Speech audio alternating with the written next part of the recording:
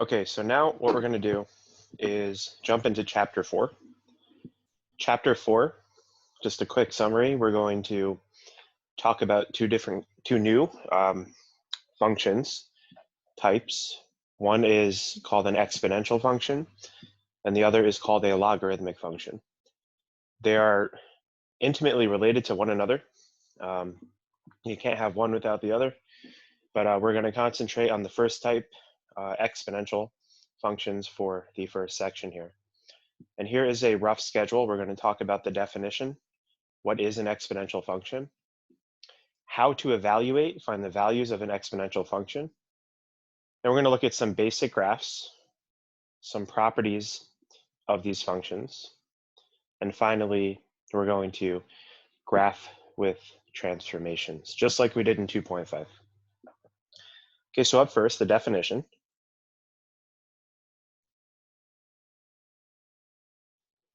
So normally when we're talking about polynomials, we have variables that are the base of an exponentiation, like x to the second power. That is a polynomial, or a monomial if you want to be specific. But polynomials have variables that are the bases in the exponentiation. So the main difference is really for an exponential function, instead of having the variable in the base, it's actually in the exponent, and the base is a number rather than a variable. So on to the actual definition. We're going to make some assumptions, some requirements. So let's let b be a real number.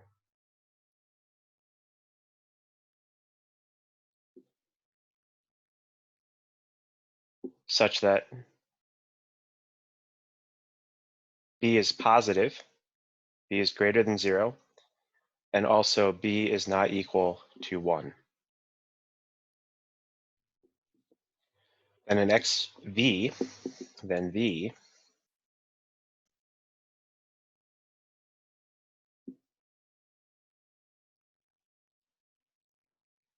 the exponential function of base b is defined as f of x is equal to b to the x. F is just a name that I gave the function that has nothing to do with the definition. The main part is over here. I could have called this g of x, h of x. It doesn't change the function. So f was just the standard default way to refer to a function, right? We've seen that. So this is the exponential function of base b, where b is a number. It has to be a positive number, and it can't be equal to 1. The reason why it has to be positive is that if we were to plug in numbers for the exponent of a negative base, we could get all sorts of things, such as complex numbers back. And in college algebra, we're really interested in just real valued functions. You plug in something, if it's defined, you get one thing back. So if you allow the base to be negative, weird things happen. And I encourage you to try it out. Go to desmos.com, right? That's where we've been graphing in the past. Try to graph a function like -1 to the x, see what it looks like. Try to graph a function like -1/3 to the x. And you'll see that it's not a very well-behaved function like we're used to. At least its graph isn't. And in many cases, not even a function at all. Why can't it be equal to 1? Well, 1's boring, right? So if you were to plug any number in, so why not 1? Does it really fit the behavior that we're going to expect of an exponential function? Well, if you look at the function f of x is 1 to the x, okay, this function's output is 1 to whatever power you plug in. So we would see that anything we plug in, 1 to any power, is just 1. So it's not going to change. So this is a boring function. This function has a graph. And I mean, it's a perfectly fine function. It's just not what we're going to consider to be an exponential function. So 1 to the x is just, this is just 1. Okay, it's always 1. So we don't really consider that in the family of exponential functions. So let's recap just real quick. What is an exponential function? It is a function whose variable, maybe change my pen color here. Okay, the variable expression belongs to the exponent.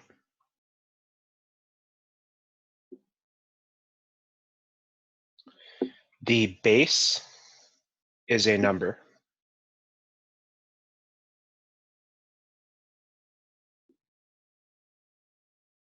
A number that's positive but not equal to +1. Okay, so now that we have the definition, the general definition, there are 4 examples on the accompanying handout for 4.1, and I'm just going to write them down quickly here. You can pause the video when I ask you the question. So I'm just going to write them all down real quick. In fact, I'll pause this and get them down really quick. 1 second. So here are the 4 examples, your 4 first examples from the 4.1 handout. And the question is it an exponential function? So here's 4 different functions. Well, some of them may not even be functions, but here's 4 functions, and we want to know which ones are exponential functions. Okay, so think for yourself for number 1 here. Does this fit the definition of an exponential function? In other words, is the base a number of the correct type, and is the exponent a variable? So you can pause it and think about it. I'll just answer now. The answer is yes. 0.437, that is a real number. It is positive. It is not equal to 1. And it's being raised to the power x. So this is the exponential function of base 437 thousandths. Okay, that's the base, 437 thousandths. What about number 2 here? X to the x. Give you a second to think about it. So what's the answer? No. Here, the reason why the answer is no is because in the base, it is not a fixed real number. So I can't say what the base is, right? So the base changes with the exponent. So this is not an exponential function, although if you graph this, you'll see that some similar behaviors occur between this function and an exponential function, but overall they are very, very different, especially if you zoom out a lot from the graph of x to the x, which is an interesting function in and of itself, but it is not considered an exponential function. And the reason here, the base is a variable expression.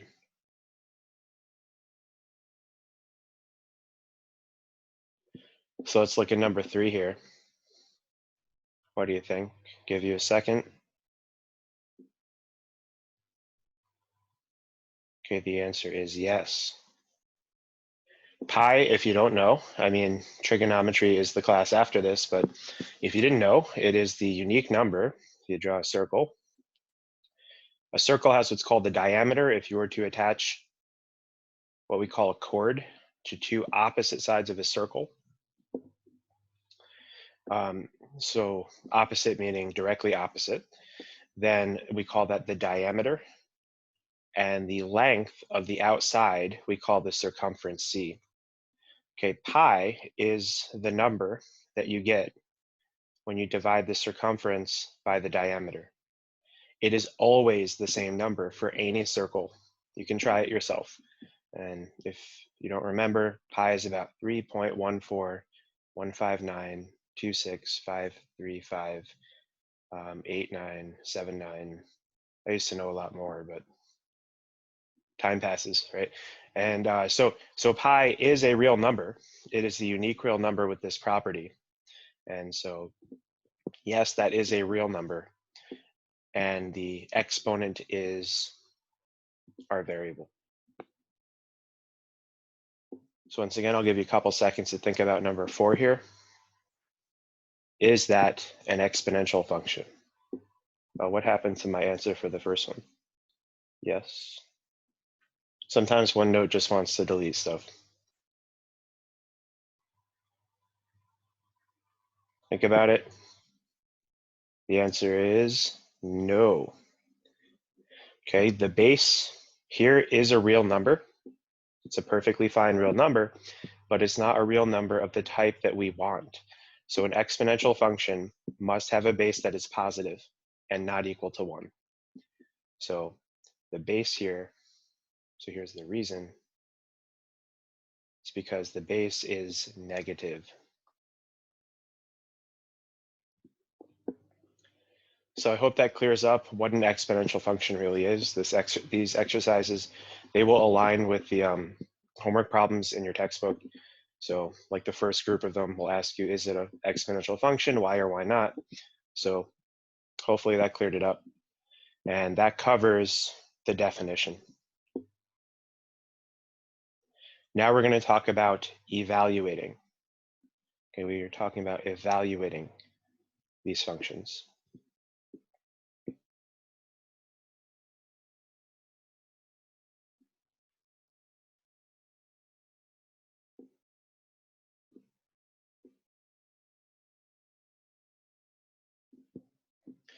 So as we already discussed, the variable is in the exponent. So when you're plugging things into things, when you're plugging real numbers into your exponential function, you're plugging them into the exponent rather than the base. So it's a little bit different than we were doing with polynomials.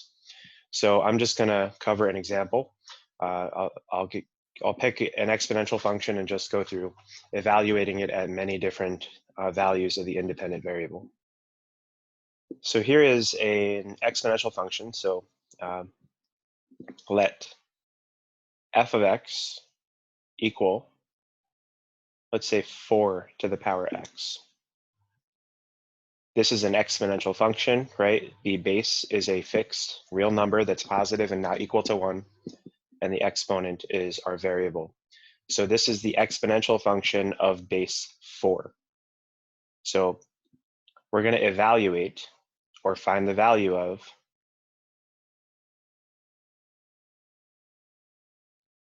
several different values of the function, several different values of the independent variable.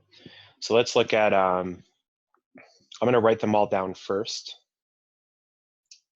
Start off simple.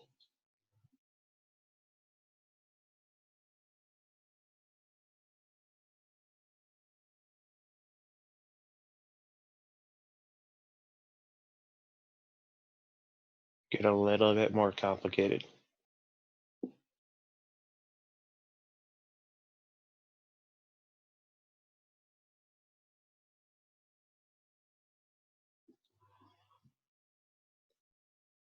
So we're going to find the value of f at each of these values of x, 1, 2, -1, -2, and 1/2. So let's look at the first one. So remember, when we're plugging in for x, we're replacing the exponent by what is in the parentheses next to f. So in other words, looking at number 1 here, I want to know the value of f when x is equal to 1. So what does f do? The rule of f says you're going to take your x, looking up here where I said let f of x, you're going to take your x and you're going to plug it into the exponent. So f of 1 is going to be 4 to the 1, 4 to the first power. We know anything to the first power is just itself, so that's just 4. Try these out yourself too. You have the luxury of being able to pause this and rewind it and fast forward it, so take advantage of that. So f of 2 here, okay, I'm replacing x with 2, so I'm squaring the base here, and that's going to give us 16. What about the function's value at -1? Well, I'm replacing x again with -1. Remember your laws of exponents. Let's just go over here for a second.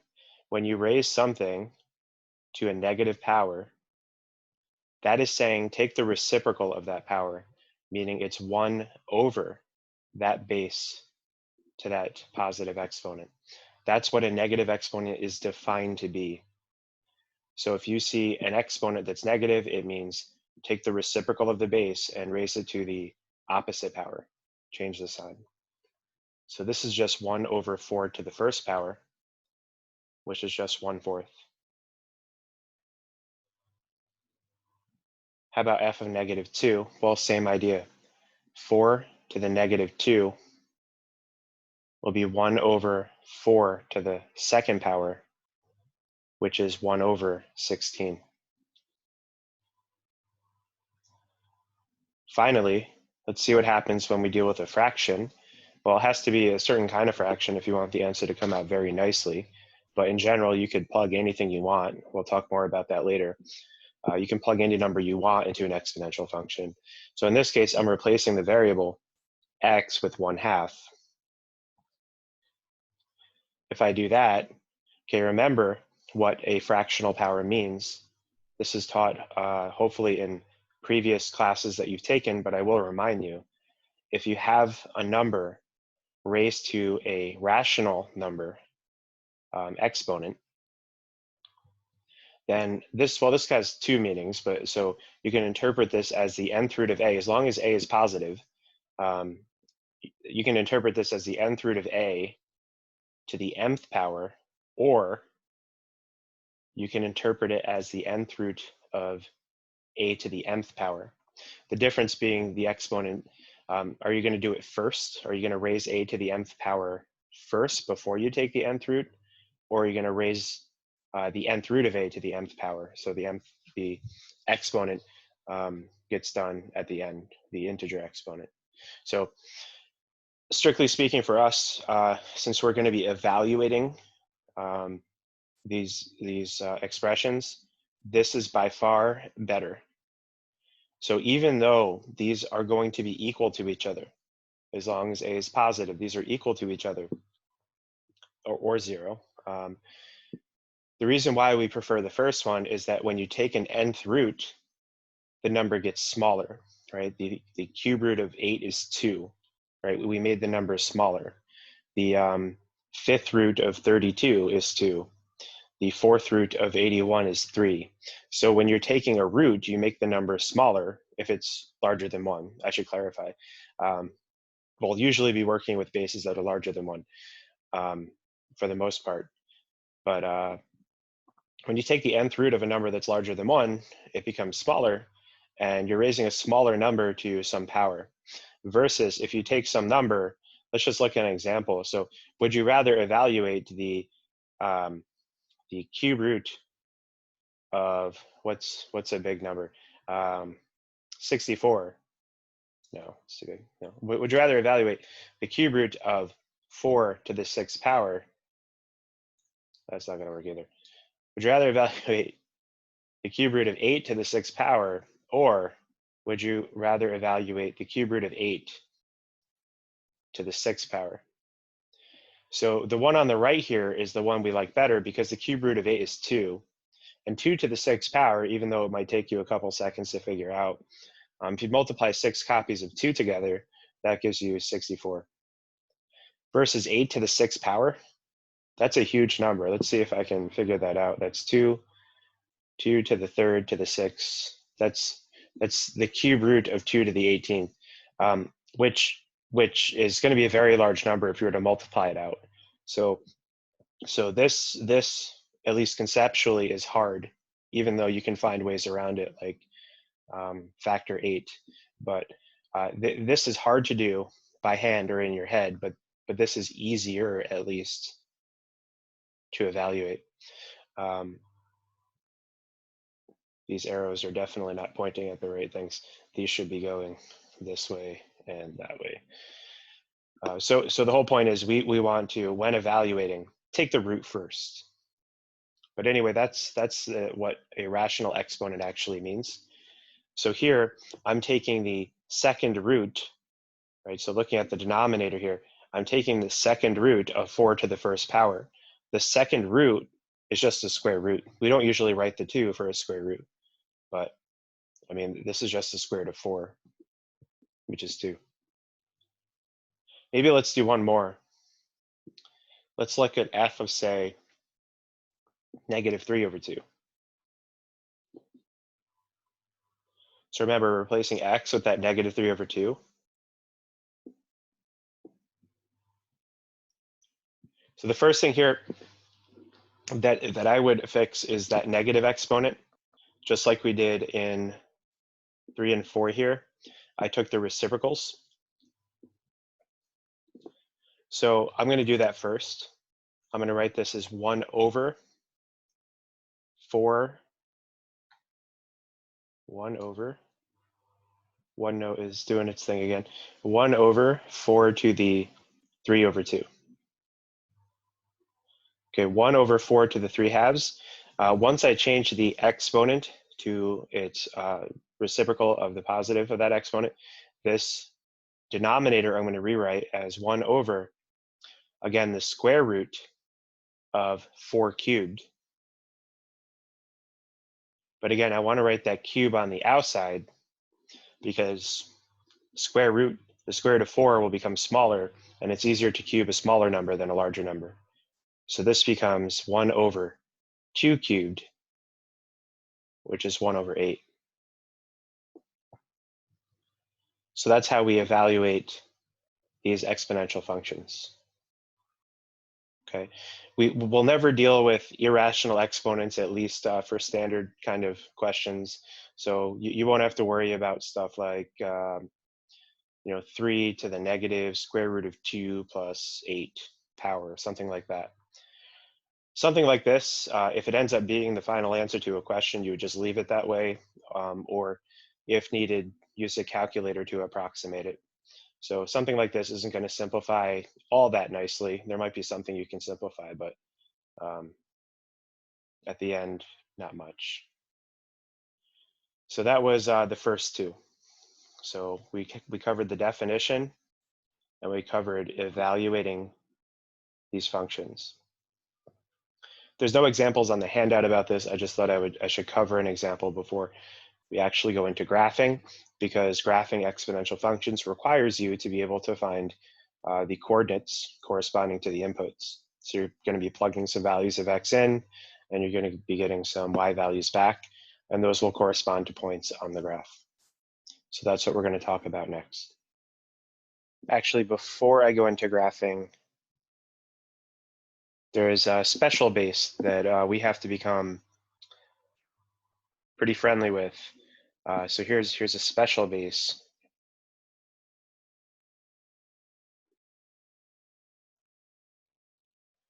Meaning the base of the exponential function. So this is a very important base, and its corresponding exponential function. They're used widely in every science branch.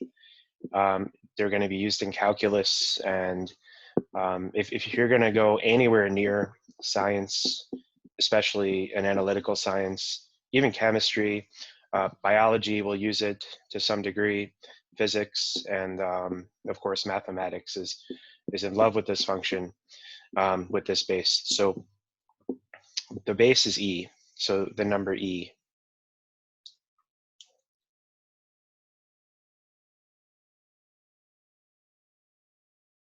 So it is a letter, but when used in the context of mathematics, it's a very special number, popularized by mathematician Euler. You almost want to say Euler, but it's a German name. It's Euler. Used a lot in finance. So it has a very special definition. I'm not going to cover the definition. You can look it up in the textbook. There's various ways to define how this number is important. Remember when I talked about pi before? That definition of pi is pretty much universal, but there are other definitions of pi as well. So for e, there's various different ways to define this number, where it comes from. But we'll focus on that maybe in the future or in a discussion session if you're curious. But the number e is approximately equal to this decimal.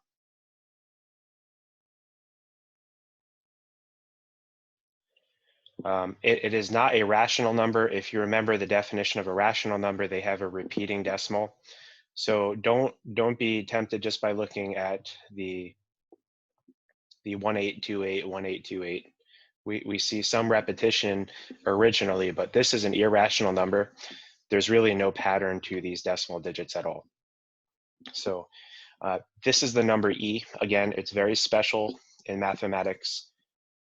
And you know, on some afternoon when you're bored, check out Wikipedia on the number E. You will learn more than you ever wanted to know about this number, but there's still far more important information that's not even in that article. It's a really important number. So we do cover it in college algebra. So the exponential function, the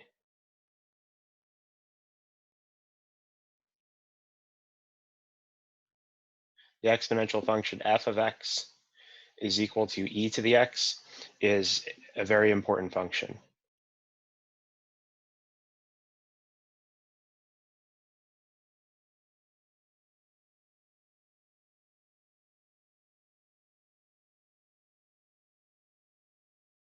And again, it's widely used in the sciences for various things. So we will see some applications of this in a little while, where we talk about exponential growth and decay. That's really touching on a chemistry, even biological application there. So we will get to that, and you'll see why that function is important. So yeah, so I just thought I'd mention that because we are going to graph this function. And when we're graphing this function, I'm going to pretend, when we're plotting points, we're going to pretend that E is approximately, well, that's not really pretending. I'm going to pretend that E is the same number as like 2.7, just rounding off there. It's not equal to this number, but it's good enough approximation for what we're going to be doing, just trying to understand the function and plot points. So when I plot points, when I use the number E, I'm just going to kind of pretend that it's the same as 2.7, a number that's around 3 or a little bit less than 3. So now let's move on to graphing.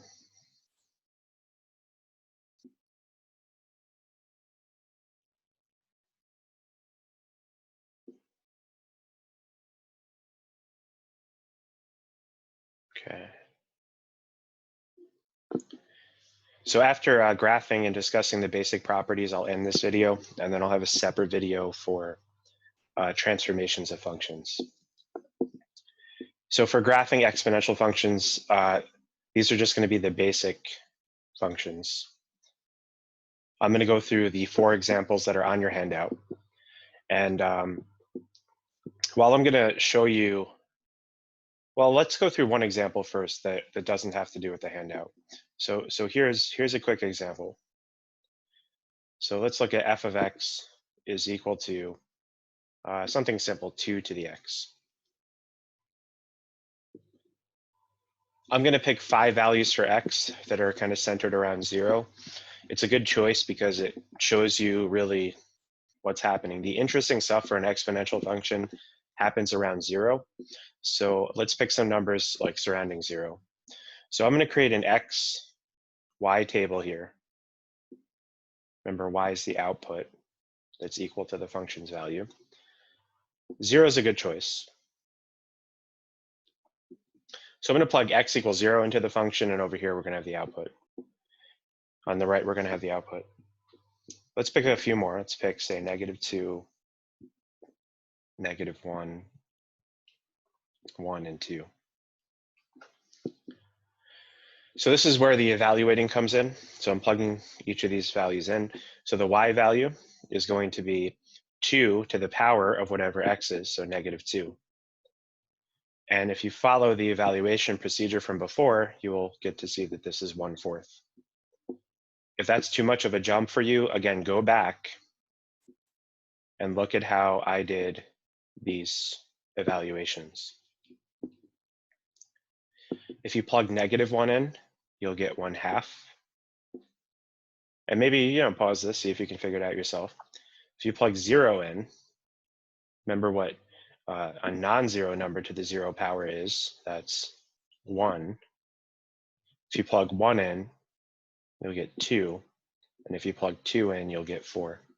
This gives us 5 points. You know, the 5 points are -2, 1/4, -1, 1/2, 0, 1, 1, 2. Oop, that's not the right way. And 2, 4. So these are 5 points on the graph of the function. Let's see if we can get a pretty good idea of what this graph looks like.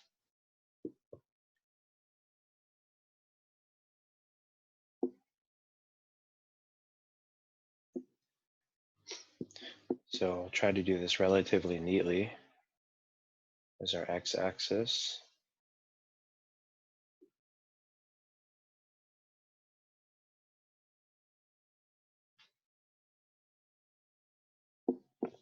Okay, so if we plot the points starting from the first to the last, this is what we'll get. So 1/4 will be about right there. 1/2 will be about right here. A little bit higher than a fourth, a little bit less than, oop. Sorry about that. That is not fun.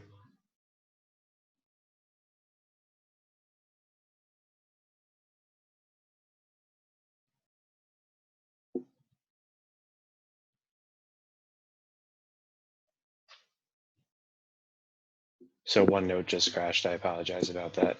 And I have to recopy some of this.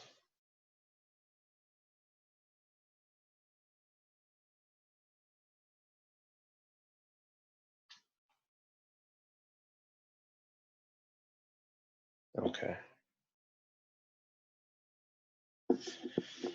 Okay, so if we plot these points, we'll see something like this. Right, so -2, 1/2, sorry, 1/4, -1, 1/2, 0, 1, 1, 2, and 2, 4. You can see what the points are kind of showing you. The graph is going to be smooth, just like our polynomial graphs are smooth. So that's one thing to keep in mind. No pointy spots or weird behavior. So I'm just closing a couple things to make sure I have enough memory.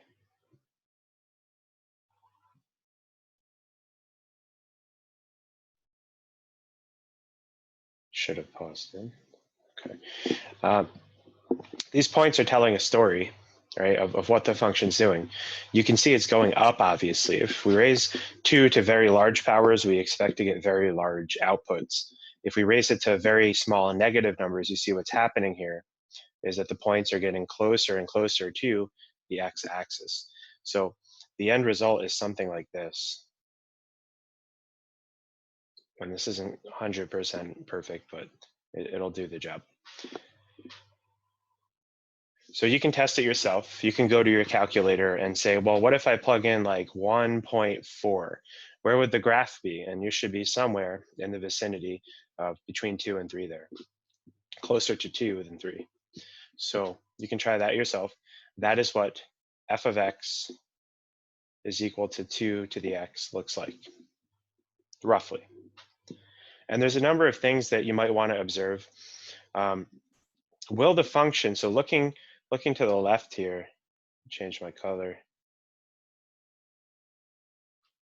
Looking to the left here, what the graph is doing in red, you see that the numbers are getting closer to 0, right? We saw that with the -1 and the -2 when we plug those in. We see the graph is getting closer to the x-axis. The question is, here's a good question. Will the graph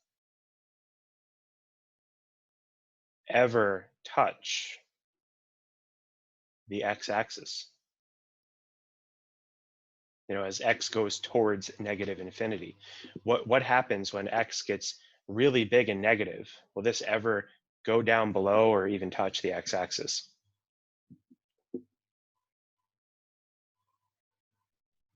Let you think about that, pause it, Okay, here's the answer. No. Super big no. The reason is if you were to pick the biggest negative number you can think of, if you were to pick, say, if x is equal to negative 1 million, I know you can think of numbers larger than that. Let's say 100 million, negative 100 million. Then what is f of x? So f of negative 100 million, that's going to be 2 to the power negative 100 million. But remember what that negative exponent means. It doesn't mean you have a negative number. It means you're going to do 1 over 2 to the 100 million.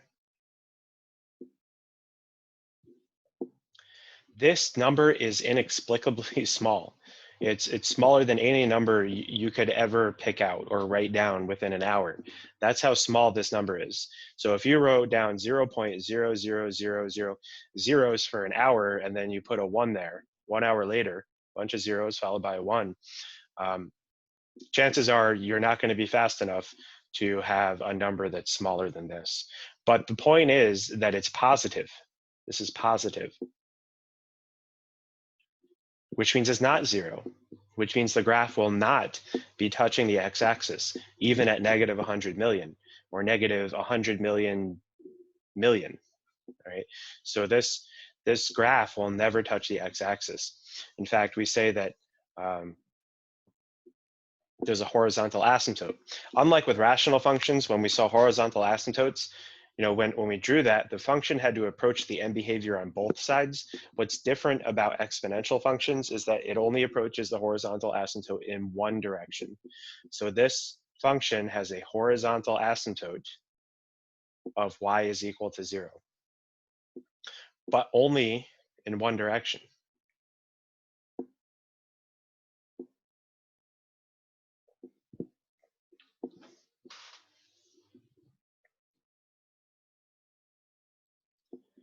Okay, so major difference there, but that's the behavior in exponential function.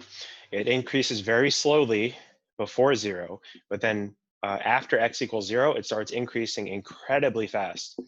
In fact, for this function, I usually bring this up in my normal lectures, but if you were to have 1 penny and double it every day,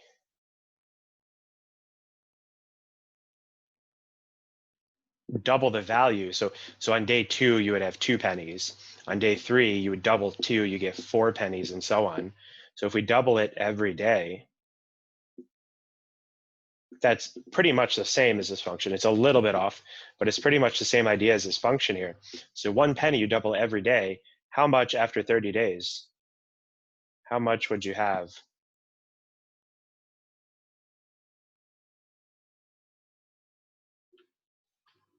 I'll let you pause this and try to figure that out. So if you start with a penny on, say, January 1st, how much would you have on January 31st, the last day of January? So on January 1st, you have a penny. January 2nd, you have 2 pennies. January 3rd, you have 4 pennies. January 4th, you have 8 pennies, and so on. How much would you have? So I'll let you pause this and think about it, and then I'll give you the answer. Okay, so the answer is 10,737,418.20.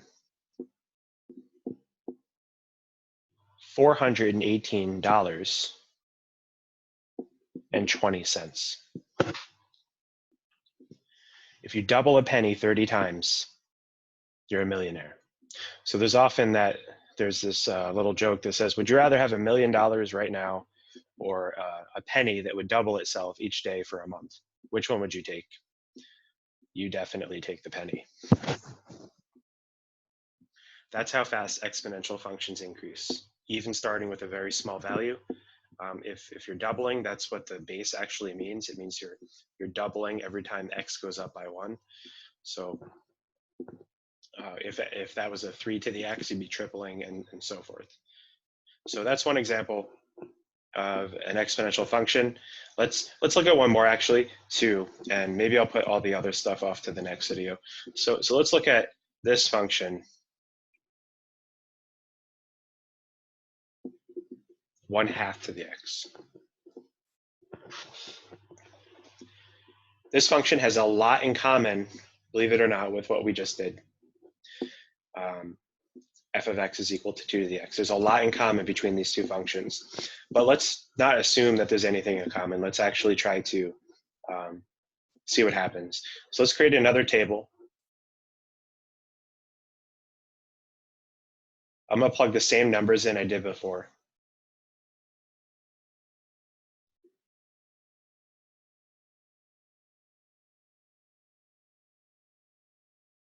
And let's see what outputs we get. What kind of outputs do we get? So one other thing I want to mention before I actually do this, if you're raising a fraction to a negative exponent, let's say you had 2/3 raised to the -2. What does that actually mean? Well, remember the negative means you take the reciprocal of the base. So if we take the reciprocal of the base, that becomes 3/2. And after you take the reciprocal, you change the exponent to a positive. So that's really what a negative exponent does to a fraction inside. So this is, well, you can finish this being 9/4, but I just wanted to mention that before I actually throw these evaluations at you rather quickly. So verify for yourself that this is true. So if I plug -2 in, that's the same as 1/2 raised to the -2. This will eventually give you 4 if you simplify. Take a couple steps to simplify that and verify that's actually true. If I raise 1/2 to the -1 power, that'll give us 2. If I raise 1/2 to the 0 power, that will give us 1. Remember, anything that's not 0 raised to the 0 power gives us 1, including negative numbers. If I raise 1/2 to the first power, I'll get it 1/2, right, itself. If I raise 1/2 to the second power, I'll get 1/4. So if you've been taking notes, if you look at the previous table and this table, I'll scroll up to it in a moment, but look at your notes that you're taking and compare the output results here with their x values, right? So at -2, we had 4, -1, we plugged in, we got 2, and so forth. Compare the table results to the previous table. You might notice something.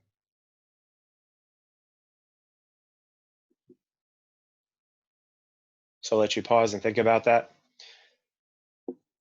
What is the relationship between these two evaluation tables? So I'll give you the answer in 3, 2, 1. Okay, so the outputs for this function are the reciprocals of the outputs for the other function.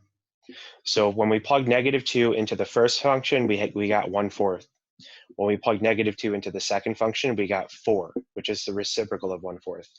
Similarly, when we plugged in 2 here, we got 1/4. When we plugged in 2 here, we got 4. So we get the reciprocal of the outputs. And the reason is because the base is the reciprocal of the base of the first function. So if we take the reciprocal of the base, the outputs all become reciprocals of what we started with. It's a pretty nifty thing. So let's plot these points.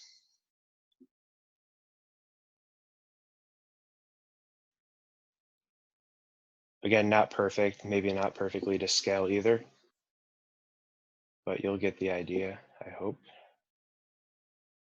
Definitely not to scale. But the general shape is what we're after. We want to know the general shape. So when we plugged in -2, we got 4. When we plugged in -1, we got 2. We plugged in 0, we got 1. When we plugged in 1, we got 1/2. We plugged in 2, we got 1/4. Look at the graph compared to what we did before. So these points, we're going to graph it the same way, nice and smooth, but just compare them. The first one, 2 to the x, that approached the x-axis to the left, but to the right, it shot up to positive infinity. Here we have the opposite behavior going on. So the graph looks like this. Nice and smooth, approach the horizontal asymptote. And just like before, this will never touch that x-axis. Let's say x-axis. So this also has a horizontal asymptote of y equals 0, but only on one side, in this case to the right. Okay, so those are the two, I think these are two examples that kind of highlight what's going on. So I'm just going to cover like their basic properties now, and I'll do the graphs in the next video. Okay, so let's look at their basic properties.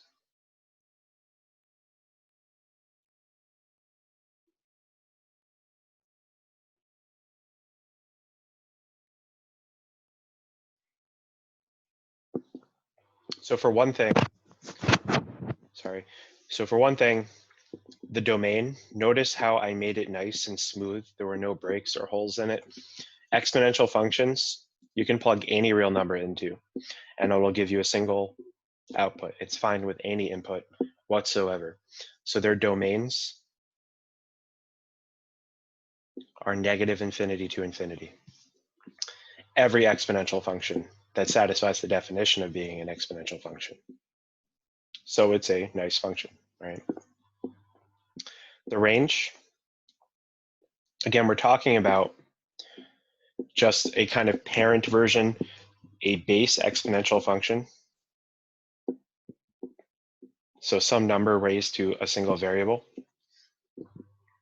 The range, if we look at both of these graphs, we see there was no difference in the range. They all get infinitely close to the x-axis here, but there's no limit to how high it goes. But remember, it doesn't touch the x-axis. So we have to exclude y equals 0 from the range. But every other y value is attained by any exponential function. Again, looking up at this one here, we see that the range excludes 0. That's supposed to be a parenthesis. It excludes 0, but there's no limit to how high it eventually goes. So the range for any base or parent exponential function is 0 to infinity. And the reason why I'm saying base or exponential, or sorry, base or parent function is because when we actually graph these, their domains and ranges might, the domains will never change, but the ranges might change. So that's why I'm mentioning that. Now let's talk about their points. In these two examples, I plotted 5 points. In general, I'm not going to consider that necessary because as long as you know the behavior of the function, what it's doing, 3 points is enough. So for the third property here, and this isn't exactly what's in your textbook, but it covers basically the same thing. So all exponential functions, all base or simple exponential functions pass through the point, pass through the points -1, 1 over the base, whatever the base is. So again, we're talking about b to the x, 2 to the x, 1/2 to the x, whatever it is. So when we plug -1 in as an exponent here, we get the reciprocal of the base as an output, right? When we plugged in -2, when we plugged in -1 to the 1/2 function, we got the reciprocal of 2, and same with the other function. So we got its reciprocal. Anytime we plug in 0, if your base is positive, then or negative, but we're not considering that, anything to the 0 power will be 1, except for 0. There are some calculators which will tell you 0 to the 0 is equal to 1. That's because in most applications that is a valid assumption for what they're working on or whatever, but mathematically it is incorrect to say 0 to the 0 is 1. When we plug 1 in, we'll get whatever the base is because the base raised to 1 is just the base. So all exponential functions will pass through these 3 points.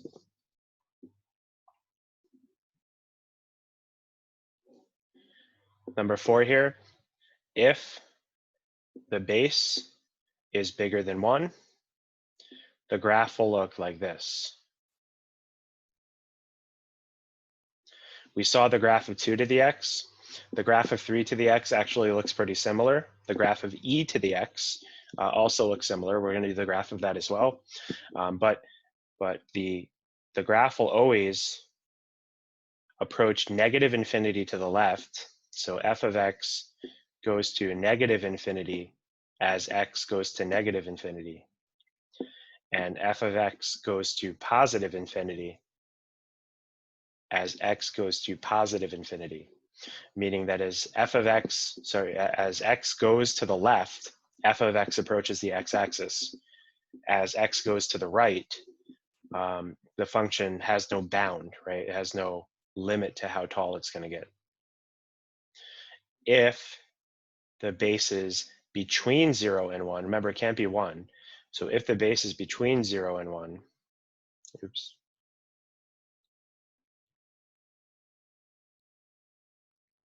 So for intuition purposes, we're looking at the 1/2 to the x function here.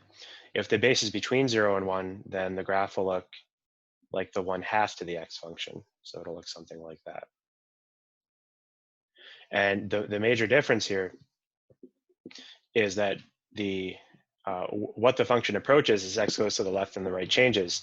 So in this case, as f of x is going to go to positive infinity as x goes to the left, as x goes to negative infinity, and f of x will go to 0 as x goes to the right or to positive infinity. So that's the behavior difference. Combining these together is good enough to get an accurate graph. So I'm not going to be using 5 points. So just in these two examples, I gave 5 points just because I wanted you to see what the points were doing. More points is better than less points. I could have done 7 or 9 points too, but I thought 5 would be sufficient. So the story the points are telling you, what's the function doing? That's why I chose to do 5 for these two examples. But in the future, I'm just going to say, well, I know the base here, number 4, I know the base is positive, so I know the general shape, what it has to look like. And for 3 here, I can figure out 3 points that help me, fill out that part of the curve. And I just continue the behavior onward after. So that's all I'm going to be worried about when I'm talking, when we're actually graphing the examples that I have set up for us. And as far as general properties, anything else important? Let me just think for a second. Oh, kind of related to number 4.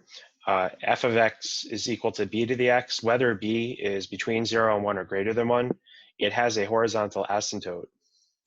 We saw that in the 2 examples.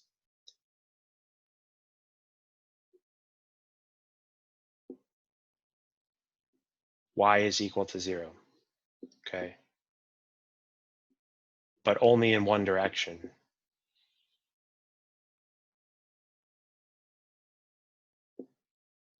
So it's spelled out here what to do, right? So are you approaching the x-axis as x goes to positive infinity, or as x goes to, I have a boo-boo for a number. If you caught it, kudos to you. So I said f of x goes to negative infinity here. That should have been 0. Whoopsies. Okay, so here, if the base is larger than 1, f of x will go to 0, okay, as x goes to the left, right? That's what this is here. And it goes to positive infinity as x gets larger. So it'll either go to positive infinity or it'll go to 0, as long as it's just a simple exponential function, but only in one direction each. So using this information, we can get pretty decent graphs, sketch some pretty decent graphs of these functions.